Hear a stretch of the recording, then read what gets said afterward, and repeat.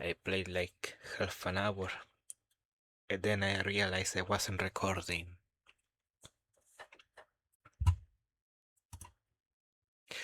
The classrooms closest to ours are designated belonging to classes 3-1 and 3-2 on the right side and 3-4 on the left side, each door looking exactly the same. Further down the corridor, still with identical doors, are some rooms that I didn't think were used for classes. I guess the art room is not a classroom as such. I carefully push open the furthest door and peek in. It's a classroom, but it seems rather badly kept or not in use. Am I in the right place? Desks and chairs are all around the room. A thin layer of dust settled on them.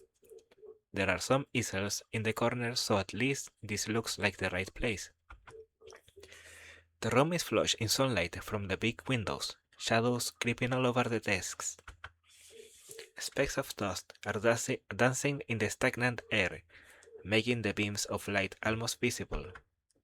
Jokingly, I call into the empty room. Anybody home?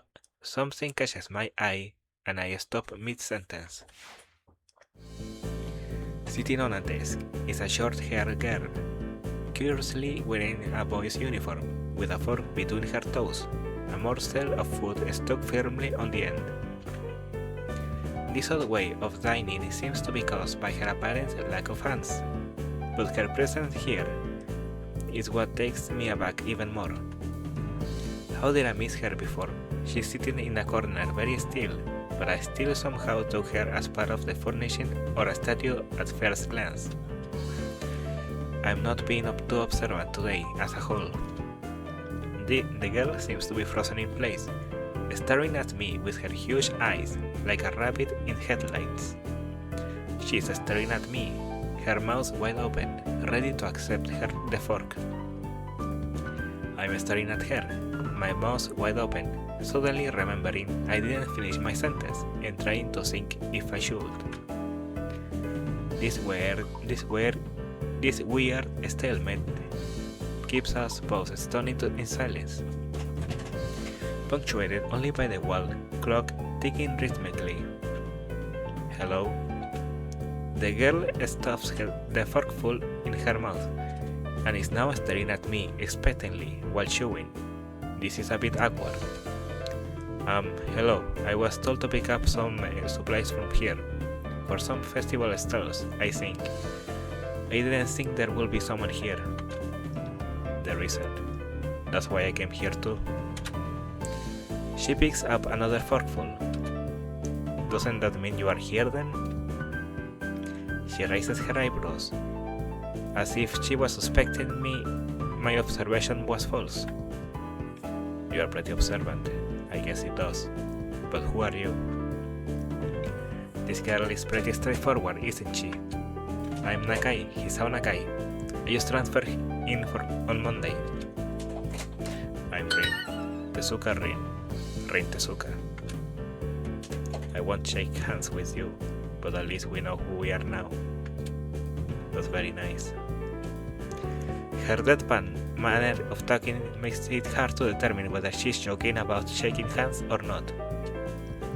It kinda bothers me. Joking about these matters doesn't feel appropriate at all. While I'm trying to figure what's appropriate and whether this girl is, she seems to have lost interest in me and is now gazing yearningly back at her food. Can I continue my lunch? If you don't mind me, I won't mind you. If you need to get your stuff, the supplies are at the back. Go right ahead, but lunch? School's already over for the day. What word would you use then? There is no word for a meal you eat after lunch, but before dinner, right? It bothers me very much, too. But I don't really know what I should say. I don't think you are supposed to eat a meal between lunch or dinner to begin with. Second lunch. But I'm hungry now, and my delicious box lunch will go to waste otherwise. I have curry. It's very delicious. With much decisiveness, Rina once again picks up the fork between her toes, and with at least as much impoliteness, she points it straight at me. So, Nakai, what brings you to this place? Like I said, I was told to look for these things. No, the school. From outside you look fine. Is your problem inside? I come to a full stop, opening my mouth, but not getting a word out. I can guess. I'm good at guessing. Better than most people. Rin cuts me off before I can answer her question, or skirt around it somehow. I don't know which I would have done. I froze in front of this issue again. I haven't even told anyone here about my condition, or maybe it's only because it hasn't really come up. I do get the feeling that not making issue of this is part of the social code here, as the teacher said. I wonder if the people here could relate. Probably not any better than any normal person could. I can't relate to Shizune's circumstances, or Lily's either. Naturally, while I go through this in my head, Rin keeps considering what my condition could be, with an overtly contemplative look on her face. She puts her fork between her lips and leans back, looking at the ceiling as if the answer was written up there. A beam of light illuminates her face from the window side, creating a mask of dark shadow on the other side. I don't think it's anything in your head, and something in your guts will be boringly ordinary, like this lunch of mine, and less delicious. The problem must be in your pants. This mess up Sherlock Holmes kind of a statement and the sheer lack of tact it was delivered with catches me completely off guard. I think I might have reeled back into even physically as Rin's eyes widened in I think I might have reeled back even physically as Rin's eyes widened in revelation and astonishment. So I was right. There's something wrong with your tackle, isn't there?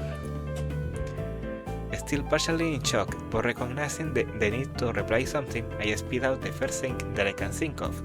No, nothing like that. I have a heart problem, arrhythmia. I said it, more like blurted out, but I said it. The girl in front of me purses her lips together and glowers at me, looking very disappointed. How boring. Trouble in the pants would have been much more scandalous. What's with this reaction? I'm sorry to let you down. I forgive you. I collect people, and a person with, that kind of problem would have been really great. Collect people? People with different problems. So you just, go around asking people what's wrong with them? Pretty much. I see. With little left to say, Rin resumes her lunch and the conversation dies away. But I keep thinking about what she said. It's the first time I told anyone else about my condition. All the other people have either known before it already or heard about it from someone else. Or didn't need to know about it, like every other student here so far. Should I have told it as natural part of the introduction? Is it expected of me? Hi, I'm Hisao. I have a very serious heart condition. Is that how I'm supposed to go around introducing myself from now on? As if our disabilities will define us. What a disgusting thought. Or maybe this Tezuka girl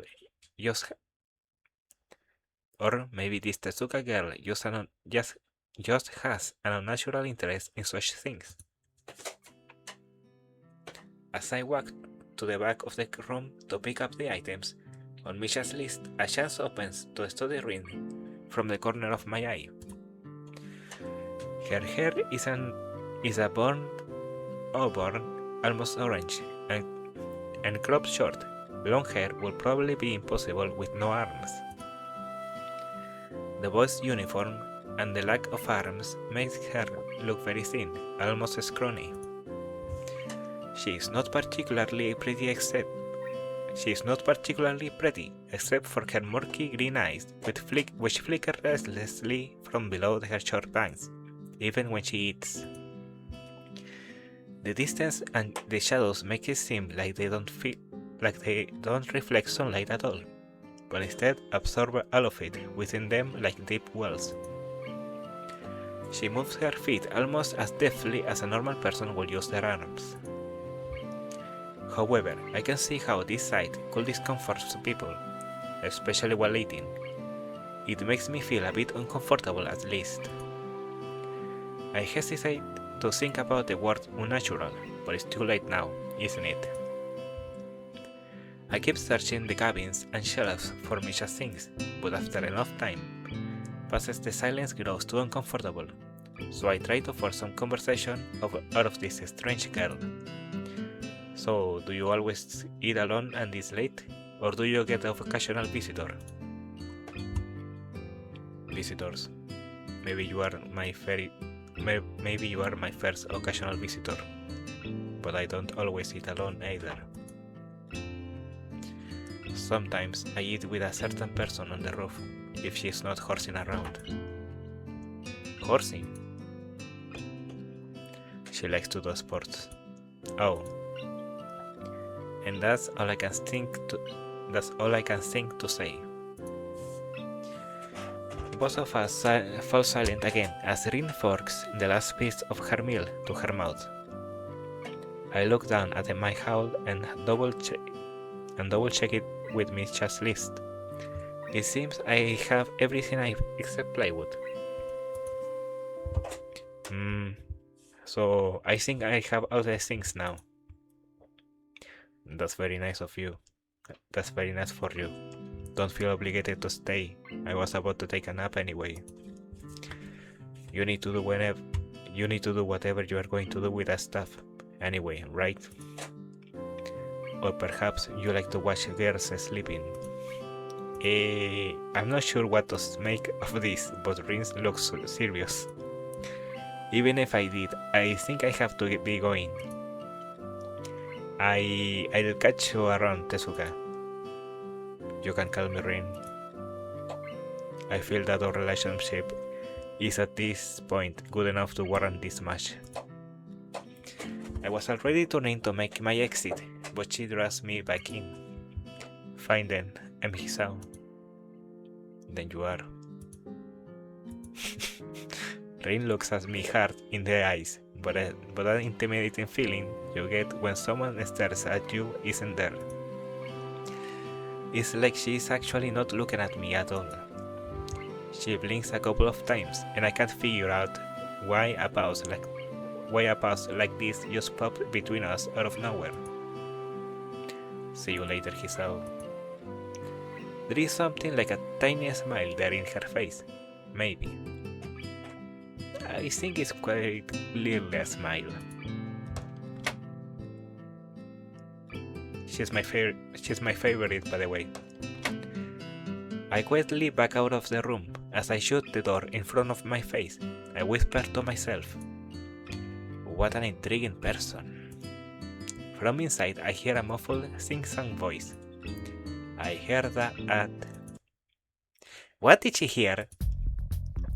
I jump at the sudden appearance of Misha, who I had not heard approaching despite the completely empty hallway. Somehow, she had gotten to jumping distance of me without making a sound.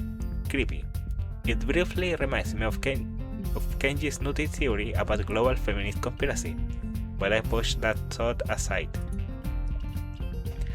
Shizune is standing slightly behind Misha, looks aloof as she couldn't have heard the remark that drew Misha's attention, but Misha is visibly excited. No, wait, more importantly, who is in there? There's no club meetings today. She tries to curiously peek past me, even though the door prevents her from seeing anyway. What are you doing here? You took so long that we had to come and check what's wrong. That's no good, Hichan.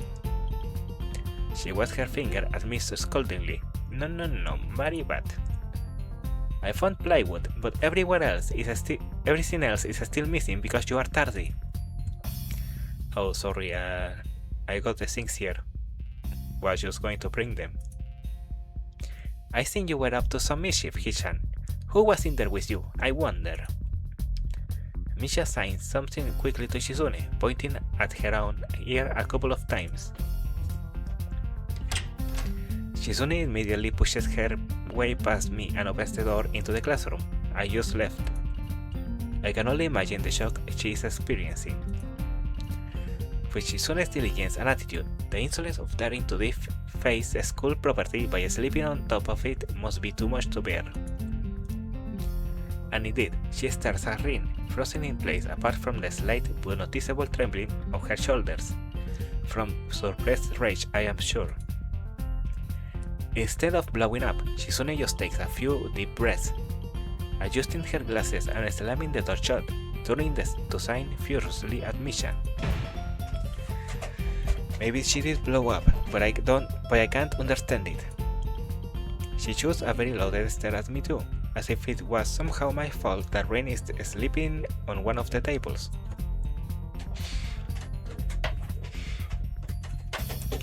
I hope she's not getting any fun ideas about the reason of my tardiness. Hello? Rin's voice comes from the other side of the door, and it takes a few eye blinks to realize that she might have trouble opening it. I open the door to find Rin directly behind it, looking at us with a half-interested, half-sleepy face.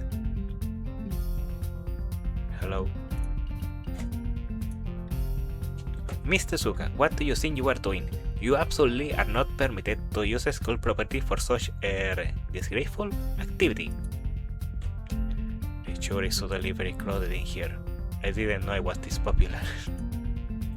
It's hard to say whether she's happy or unhappy about this turn of events. At any rate, she ignores Shizune and Misha's scolding, so they have no choice but to drop the issue. Shizune taps Misha's shoulder, points at Rin and makes some quick signs. Popularity aside, please, don't do that anymore. Anyway, how's your project going? Will it be done for the festival? Rin looks at me blankly, apparently at ease under the pressure Shizune's cold stare is putting on her. I kept wondering about that myself too. And we'll think about it harder. As Misha signs her reply to Shizune, her face turned into an unsatisfied frown. Miss Tezuka, please try to take this seriously. It'll be a disaster if the wall looks like someone threw up their lunch onto it. Rin nods assertively. We'll think more seriously. Misha actually giggles at that, but Shizune doesn't, not even after translation. She just shakes her head, takes the materials from me and takes off with Misha in tow. Rin frowns thoughtfully as she looks after the retreating student council duo. How rude. It's true though, I must finish my project before the weekend. There will be dire consequences if I don't. The end of the world as we know it. Like weekends, which usually are, but more dire. Much more dire. Maybe I'll postpone my nap to unforeseen future. I am about to ask what project she has and what are these apocalyptic consequences, but she walks back into the art classroom. Since you have nothing to do, will you give me a hand? This paint can doesn't fit into my bag, but I need it. She kicks lightly at a huge can of paint that is lying on the floor next to the table she was sitting and sleeping on. It lets out a dull clank. Being the gentleman I am, I naturally pick it up. Heavy. Yeah, sure. Where do you need to take it? Away. And with that, she takes off to the hallway, and the paint can following since there's little choice for either of us. The hallway is quiet and empty now with Shizune and Misha gone, so we two leave towards the stairwell at the other end. Water.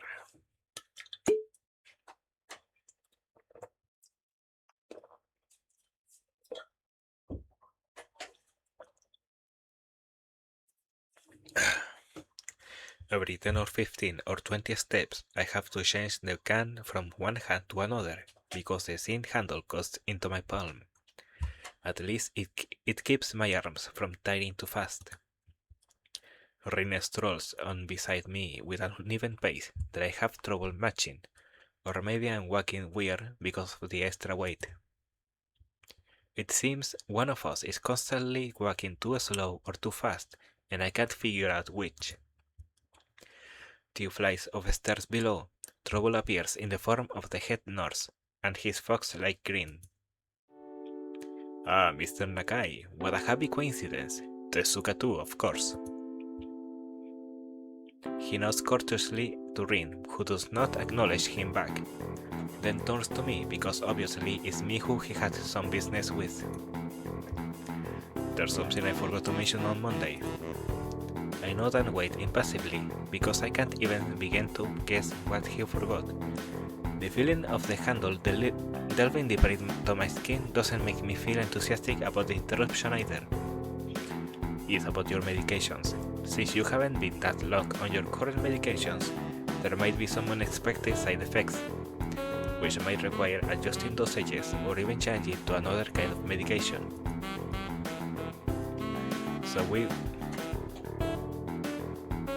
His eyes are not closed, he's squinting really hard. So we will do a few tests regularly, but what I want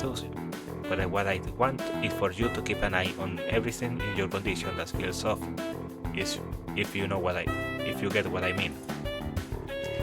Nausea, headache, anything, and come see me if something happens. Alright. So, how are you? Everything fine?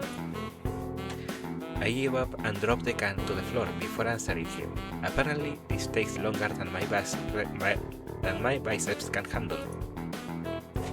Weak.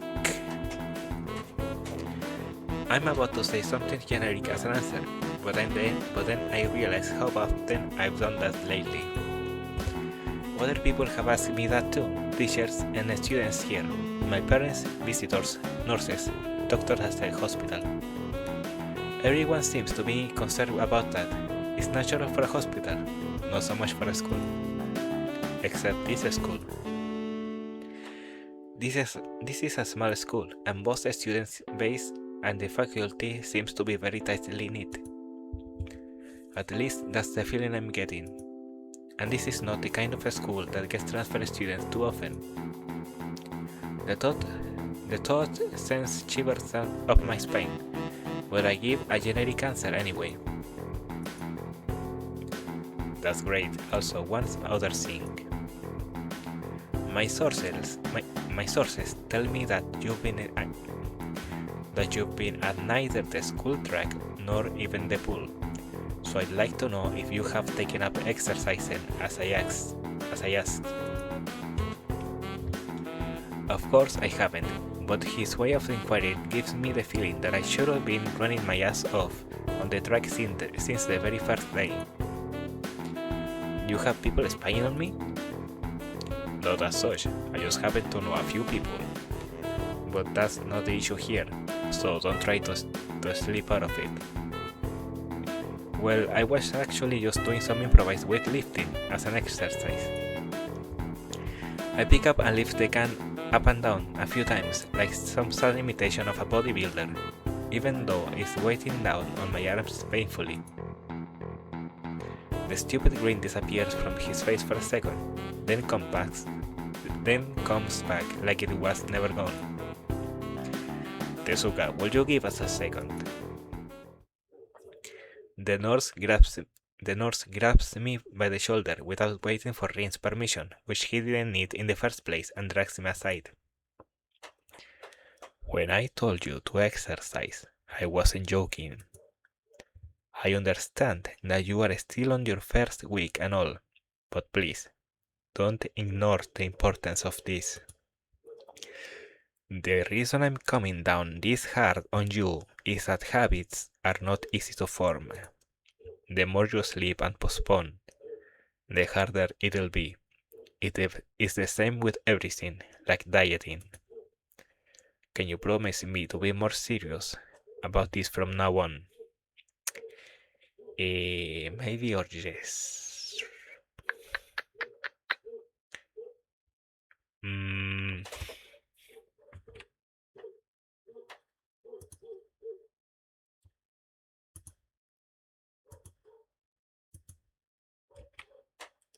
I think yes.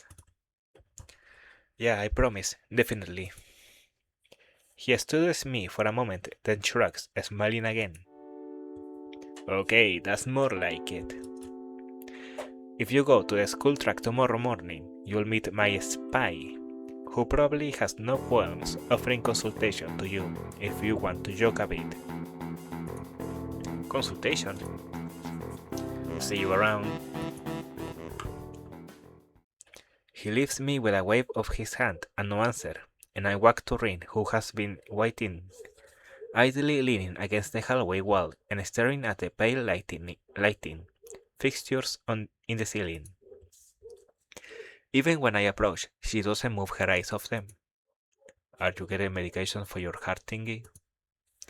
Were you listening? It comes out more accusatory than intended, accidentally lashing out on her. But even so, I don't really want to start talking about it. I just met her. I don't know her. It's not her business. The nurse seems to be happily ignorant about confidentiality too, talking about that kind of thing in public. But it's not Rin's fault, is it? I look up at her, suddenly feeling a bit guilty, but Rin is just staring past my shoulder quizzically, her head tilted like a bird's. Sigh. I don't know why this is so hard for me. It feels like there is some inexplicable lock that prevents me from being more upfront about this. Yeah, therefore my heart. Will they make you better? No, not really. They just make me a little less worse. Rin keeps looking at me for a while longer, and she neither says anything further, nor displays any kind of emotion I could discern. I'm thankful that she doesn't. I think I'm still not quite used to all of this. At the hospital it was easy, but I still haven't sorted my feelings about having to live a normal life with this disability. We leave the main building, and Rin leads us onward towards the dorm. We stop at a small patch of greenery in front of the dorm building. The dorm is built on a slightly elevated ground, with a wall and a few trees that everyone has to circle around every time they come or go. It's probably the only inconvenient design in the school. I wonder where they took the photos. The entire wall, made of the same kind of bricks, and the building itself has been covered with some sort of painting. Most of it is still mere sketches, quick lines drawn with black and white against the grey plastering that covers almost the entire length of the wall, but some places look a bit more finished. There are human faces and legs on hands. I can't quite say what the painting as a whole might portray. Stacks of what seems to be paint cans are